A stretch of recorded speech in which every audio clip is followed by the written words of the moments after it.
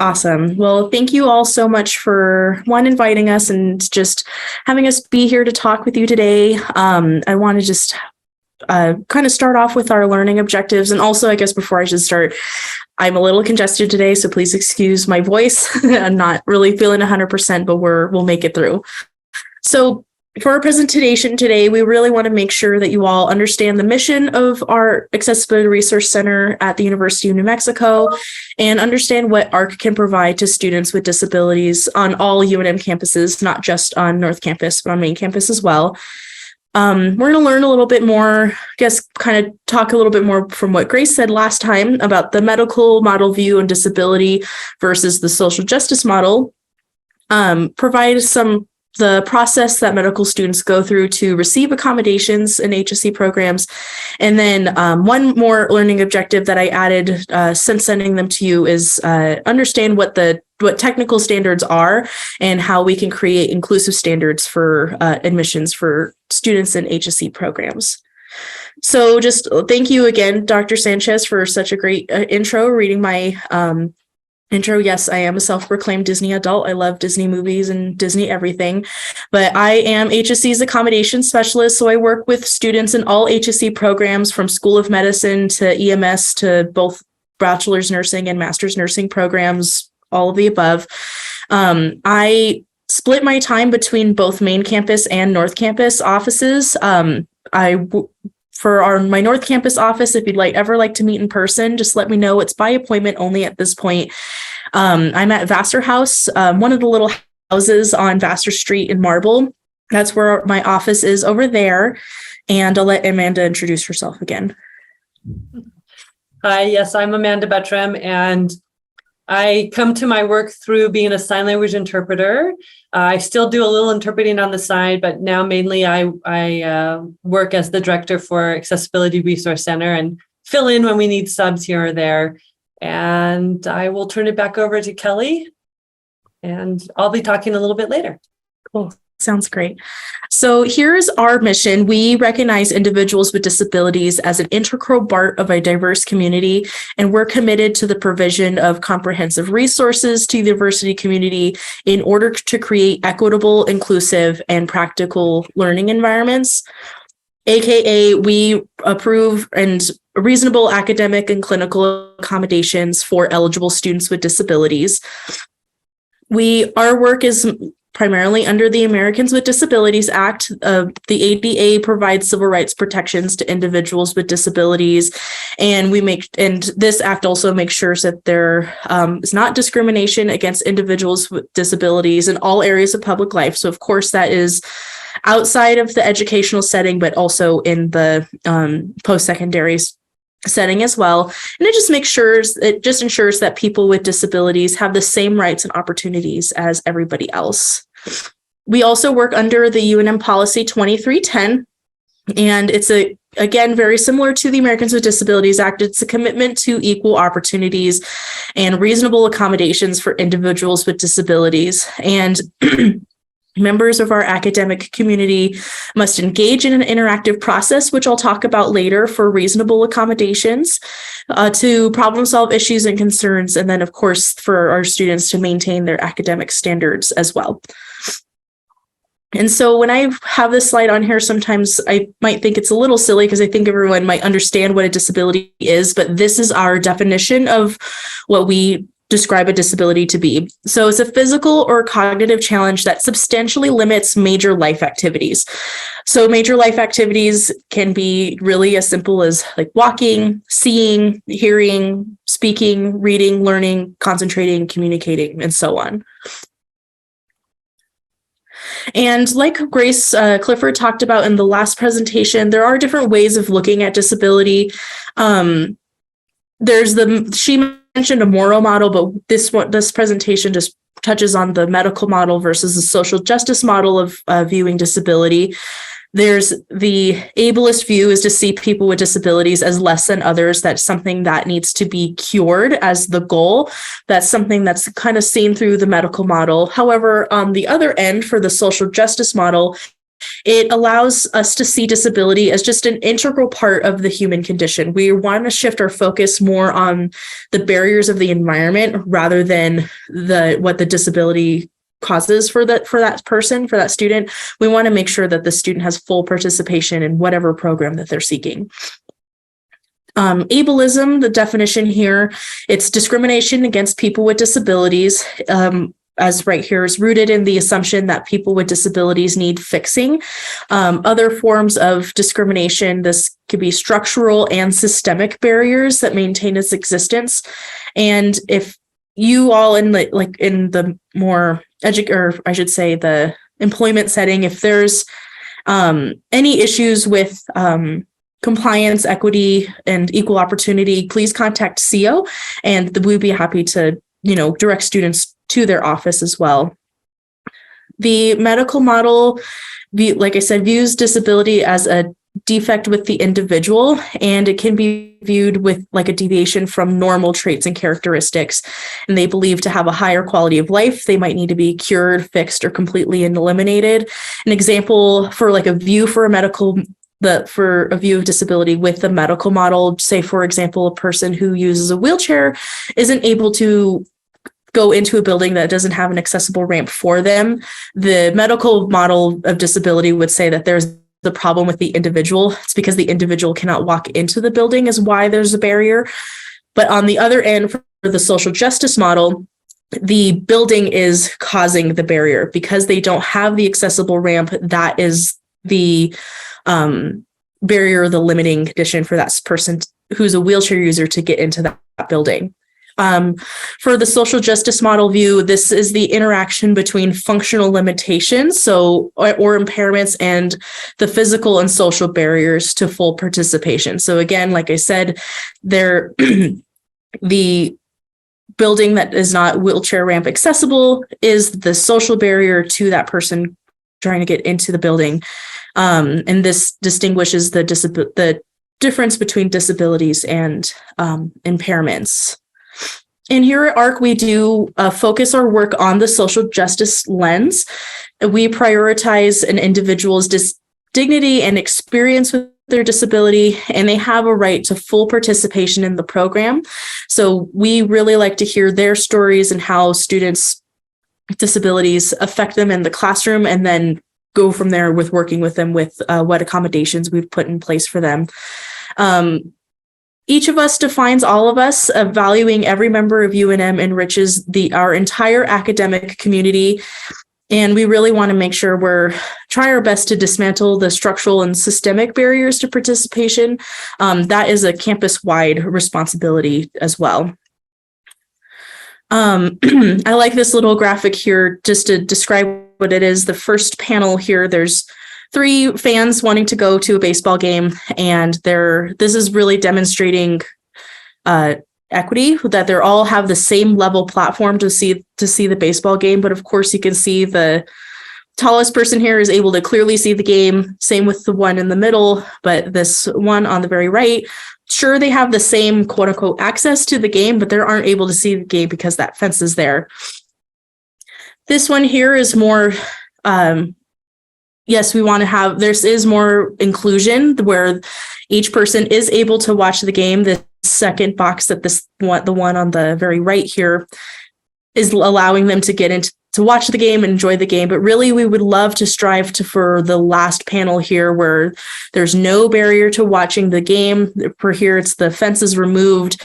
We really want to make sure that we can have everybody in the game or at UNM to be able to participate fully in that environment. And I'll let Amanda talk a little bit more about technical standards here. And also there's a question, just to clarification on the pictures. First picture, equality, and second one, equity. Yes. Yes, you're right. Yes. Thank you for that. Thank you. So I'm going to just take a few minutes to talk about technical standards. I think we all know what technical standards are. They're the specific list of the non-academic abilities and characteristics established by a program as required for admission, promotion, and graduation. Every program has technical standards, and usually they're easily found on websites. when we look at technical standards and accommodations, technical standards should be able to be met with or without a disability, or with or without an accommodation. But a lot of times, just historically, the technical standards have unintentionally included discriminatory language, and we're going to look at that in a minute. Oftentimes, language is used citing our senses, our ability to see, our ability to speak, our ability to hear. Those are embedded in the technical standards. And so what we really want to do is look at how can we meet the same goals of the technical standards, but while using inclusive language. So as we go through, we're just prompting you that it might be time to review your technical standards. And Kelly and I are available to help you do that process. And now we're going to look at a couple of examples so you can see what we're talking about. So in this slide, the technical standard is communication. And in the first example, you can see there's definitely a focus on the use of senses to meet the technical standards. So it reads, candidates must be able to record information accurately, clearly in written and spoken English with other professionals. So here there's two possible uses of non-inclusive language, the ability to write and the ability to speak English. Those could both be impacted by somebody who has a disability. Perhaps somebody has limited use of their upper body and isn't able to handwrite, or somebody who's deaf and hard of hearing and isn't able to speak clearly or speak at all. So the second example is the same technical standard meeting the same goal, but it's using inclusive language. And it reads, the candidate must be able to communicate effectively, efficiently, and sensitively with research subjects, faculty, staff, and colleagues. So here, the goal is communicate and communication, and that can be done in a number of ways. We know, obviously, somebody who's deaf can type out their communication, can use a sign language interpreter. Somebody who isn't able to handwrite can use technology as well to communicate. So the goal is really the communication. That's the end result. And we have to be open to the methods in which people can achieve those. So, excuse me, the next example is technical standards looking at observations. Again, the first example really does use senses a lot in the way that that can be achieved. And it reads, sufficient use of vision, hearing, and somatic sensation necessary to perform procedures of inspection and reviews of radiographs and as taught in the curriculum. Again, an emphasis on the only way to achieve that is by either seeing or hearing.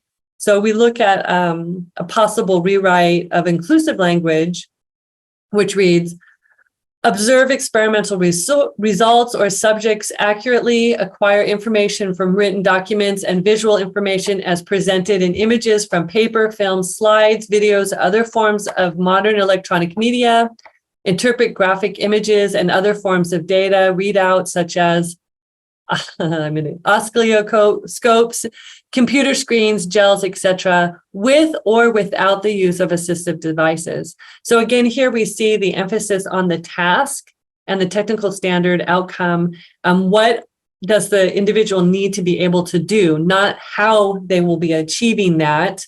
And the other part of this that is inclusive is that use of with or without the use of assistive devices. And that really comes from the Americans with Disabilities Act. That's actual language in the law, which reads with or without accommodations.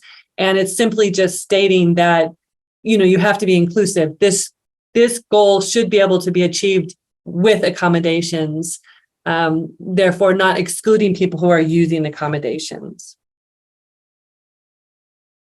So when we're looking at technical standards, we just need to remember, and when we're looking at an individual's ability to achieve the technical standards or be successful in the program, oftentimes people look at the method in which that's going to be achieved. And an example of that is somebody in a wheelchair. How are they going to be able to enter in or achieve certain aspects of the program, when what we really need to do is look at the technical standards and are those achievable?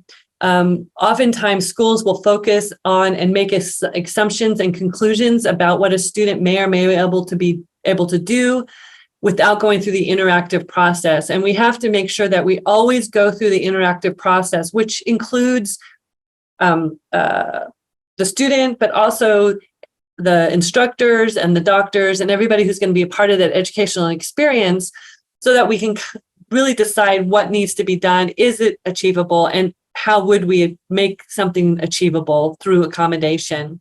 It's the interactive process is the foundation of the legal procedure.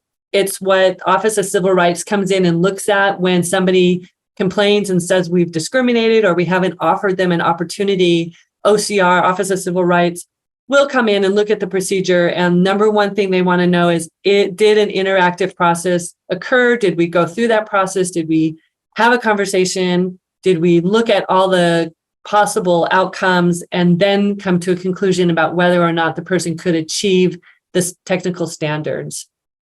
So we want to look at that interactive process and what is essential. What does the student have to be able to achieve to be successful in the program?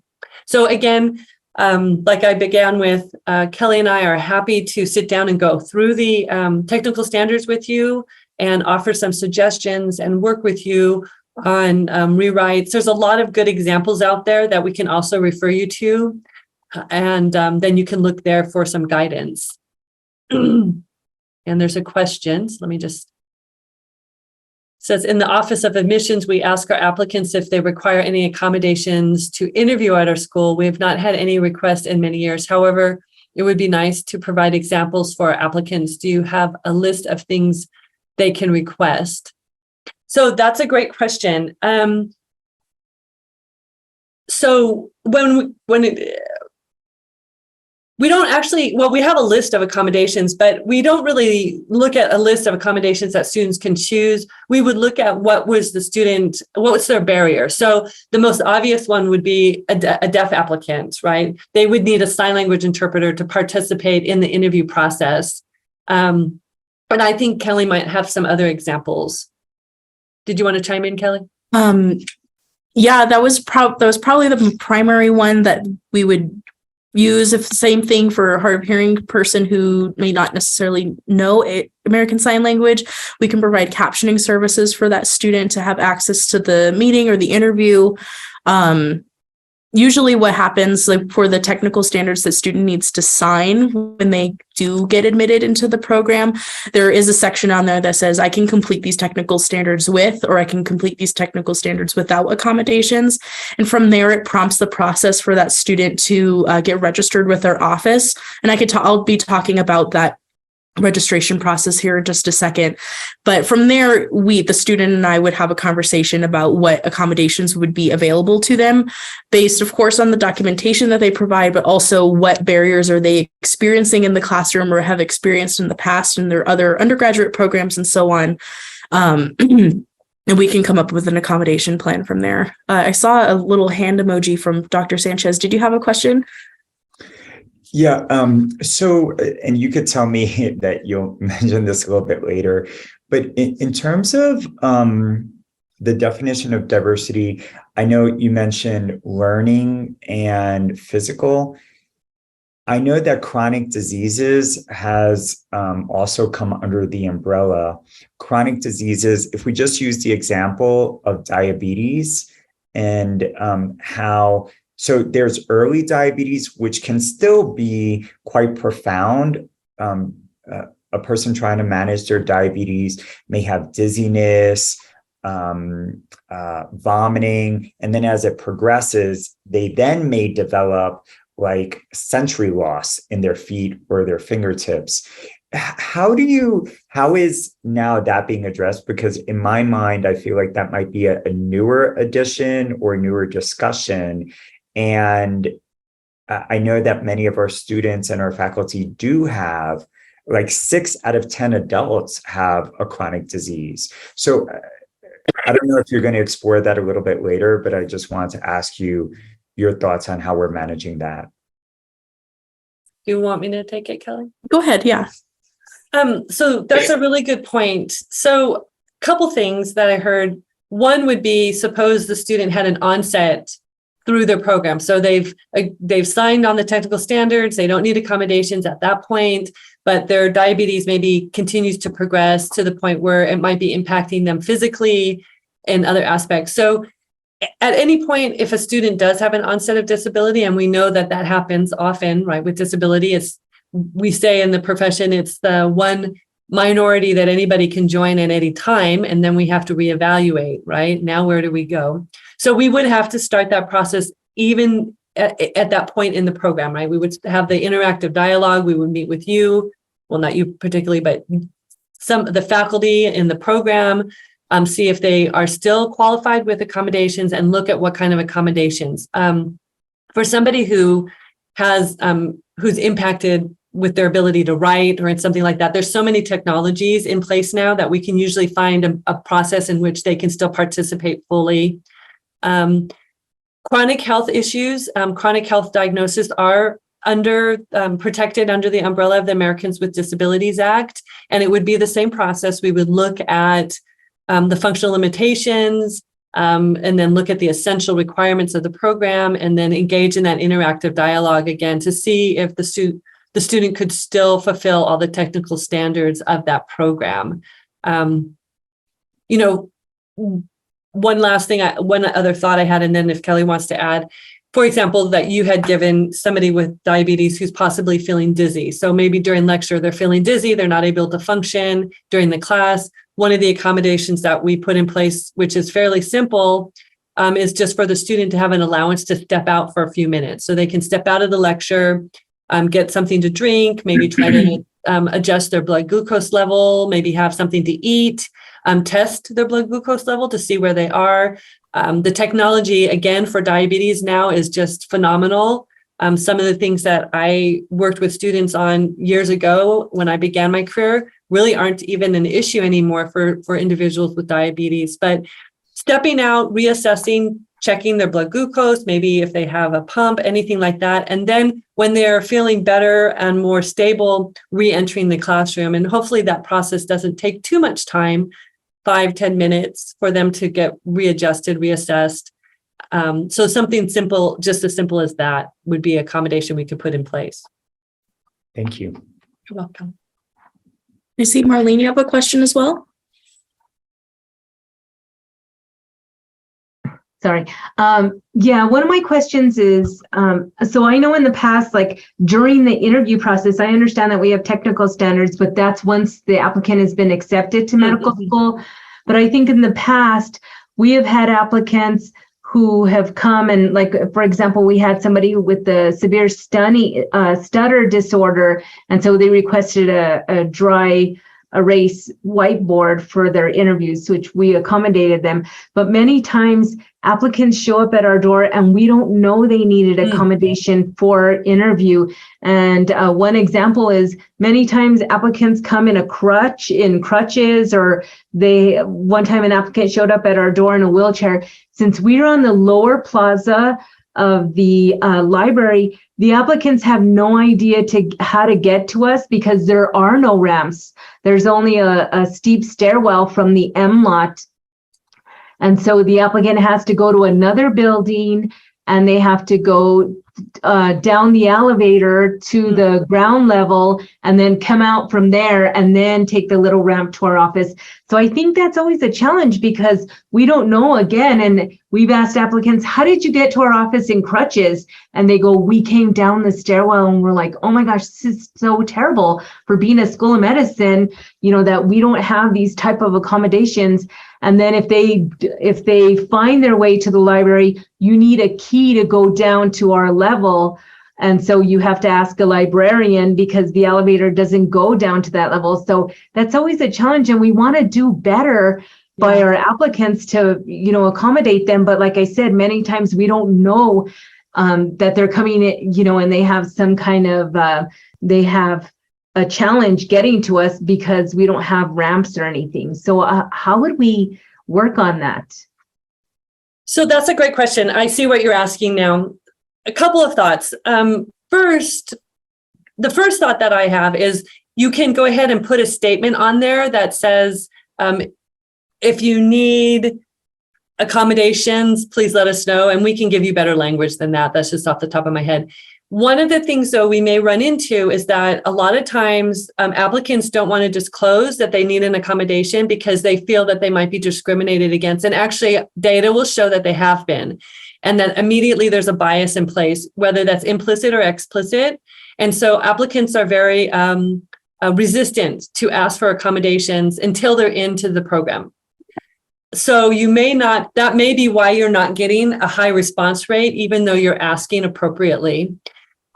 One other idea you may want to do, just so you create a more universally inclusive environment for your interviews, is just to include that information as just part of, when you confirming, like if you have, if you're going to need access other than using the stairs, here's the path, right? Because my guess would be that people on crutches think I can get there. It's not a problem. They don't realize that it's in an inaccessible location. You may also want to consider choosing a more accessible location so that's not an issue and that individuals don't even actually have to ask. So I don't know if that's an option for you, but perhaps there's another location easily accessible by first floor or easily accessible by the elevator. But I think by your example, you can clearly see how individuals don't want to disclose and they're like, I can get there myself. And then, of course, the process you described seems very cumbersome and, yes, very difficult, not as easy, I'm sure, as they would anticipate. So there's a couple of things that you could do on your end to kind of make it more inclusive without even having to have people ask. Obviously, people have to ask if they want an accommodation. So, it's kind of a difficult position because of the things I've already said. But, if you want to, again, we are always here to help. And if you want us to help you look at locations or come up with some other wording, we're more than happy to do that. Okay, thank you. And then I had just one more comment to make. So in reviewing applicants, this oftentimes it comes up during the interview. And so we do have in our orientation manual that these are discriminatory questions asking about mental or physical disabilities or other conditions such as substance abuse. So what we're finding is many times applicants come and they talk about eating disorders or having anxiety or depression or some of these things. And we're always treading very carefully because the applicant brings that up and then they talk about that during their interview and say how they've overcome that. And so we always want to be careful not to have any kind of discrimination against the applicant. And if committee members ask, has this applicant been treated or, do you feel like they can successfully complete the medical school program? We always say that is not our position because basically we want to see if they meet the requirements and meet our mission to start medical school. And then during the technical standards, that can be, fleshed out and the applicant can see if they need accommodation or not. So that's always a challenge. And I would love to meet with you and just go over our wording just to make sure that it's up to date and that we're giving the appropriate responses to our committee members. Absolutely. That is a challenge. I hear what you're saying. Yeah. And did anybody else have a question? I don't think so. I didn't see anything in the I think chat. the only thing I was going to add, and I really appreciated Dr. Vallejos bringing up those examples are really great. And then your responses, Amanda. And I believe, because I really like that option when you said, like, we'll just put information like our office is located here and you can either come down, through this way or the other way. Because I think one side has stairs and I think the other way we have that kind of ramp, that circuitous ramp, unless it's gone now. But that's nice. Like it's part of like the information that you kind of just share. And then people, yeah. So thank you though. Those were some really great examples and good questions and options. Thank you. Thank you. Yeah, and Dr. Vallejos, please feel free to email me, and I'd love to, maybe me, you, and Amanda can get together to look at that language and provide some maybe other examples that you can use. Just to kind of round off the rest of our presentation here, we talked about all of this, but now how do our students get connected with us at ARC? Like we've mentioned time and time again today, we go through an interactive process. The removal of these barriers to student success without fundamentally altering a course or a program requires collaboration or the interactive process. Accommodations for students in medical school or any program at HSC is student initiated. So the student will provide us with documentation of a disability, and that documentation just needs to list what the disability is, and it's signed by a licensed professional. We have a diagnosis verification form that the student can provide to their doctor on our website. If they're maybe not too sure exactly what to ask for, they can just have them fill out that form. From there, it takes about 3 to 5 business days for that documentation to get processed. From there, they'll get connected with me to have what we call a welcome meeting, or just like an intake meeting. And there we develop the accommodation plan. We talk about the barriers to the task in the classroom or the clinical setting, and what accommodations we can put in place to remove those barriers, really focus on that conversation and what those barriers are in that process. From there, once an accommodation plan is created, I'll send an accommodation letter out to professors or block chairs by email, and we from there can help professors implement these accommodations to fit their academic requirements. I've worked with, the directors of programs, the block chairs, other professors, instructors, TAs, et cetera. If there's any issues with what an accommodation is presented, I'm more than happy to work with them on that process to make sure that their class is accessible for our students. Some examples of accommodations that we can provide for our HSC students. This is, of course, not an exhaustive list, but this is more maybe, I guess, our common accommodations that we've provided.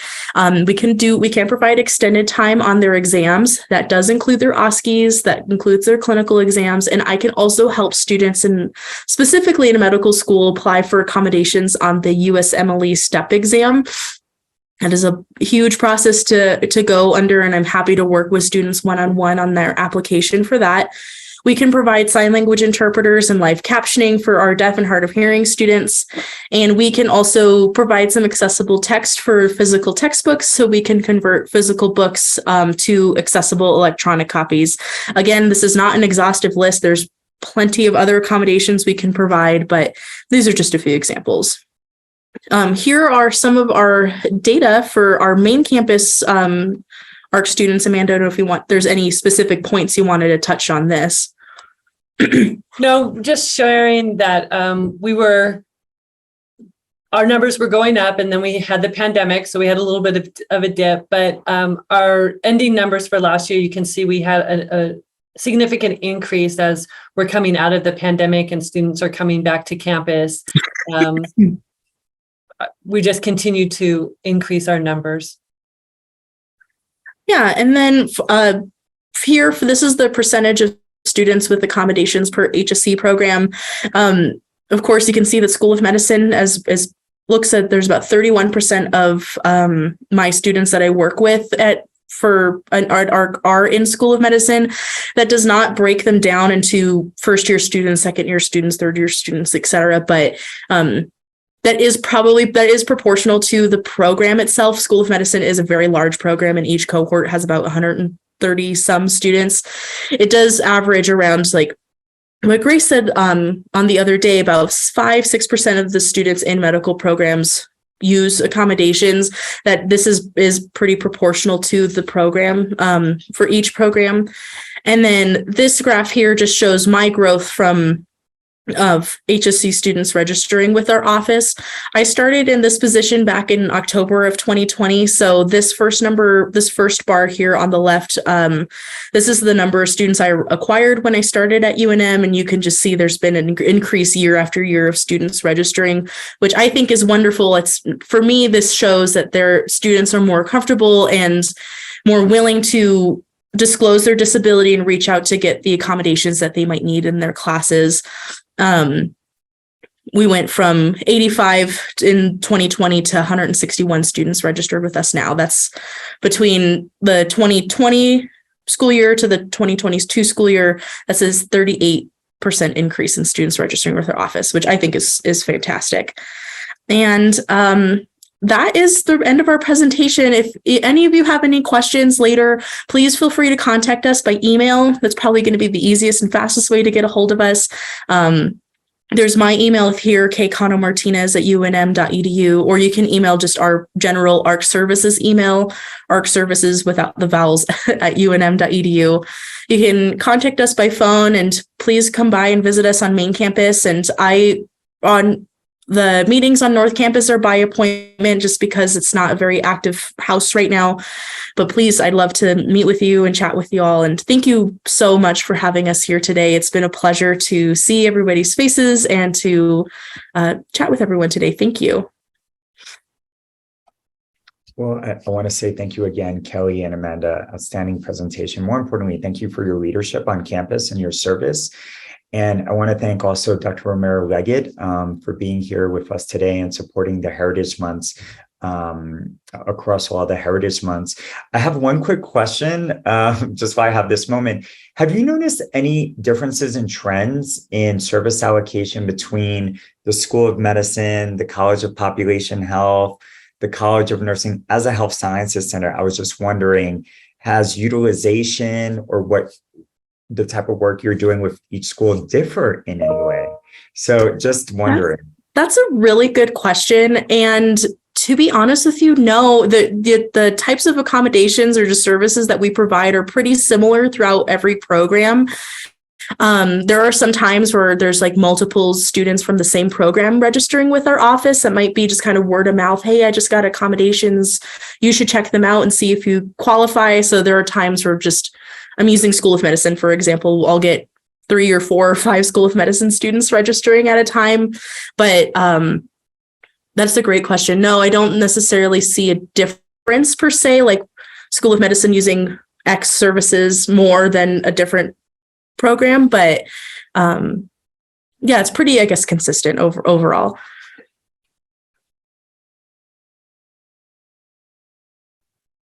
No, I thought it was I loved seeing those numbers that were increasing.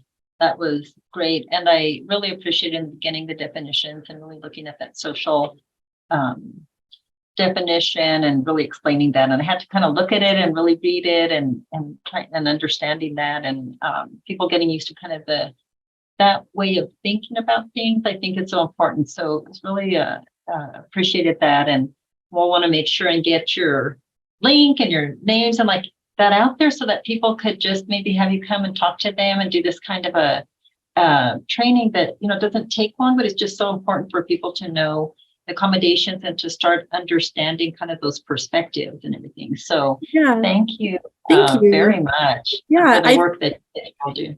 Thank you so much. I feel like the increase of students getting accommodations partly is because I've been pretty outspoken with wanting to get into new student orientations. I've been doing, since I started, more and more new student orientations for every program that's within smaller sections. Like, for example, in nursing, there's the bachelor's BSN program, then there's the midwifery program, family medicine, and the master's level nursing programs. I've been getting more and more involved with doing those NSOs. So it's just really spreading the information out there to let students know that we are an office that's here as a resource for you to get accommodations if you need. And I just say, please feel free to email, even if you have any questions whatsoever. I'm more than happy to help. And please, if there's any other offices or other programs you feel I should speak to, I have other presentations that talk more about, or just more specific about the registration process and things like that. I'm more than happy to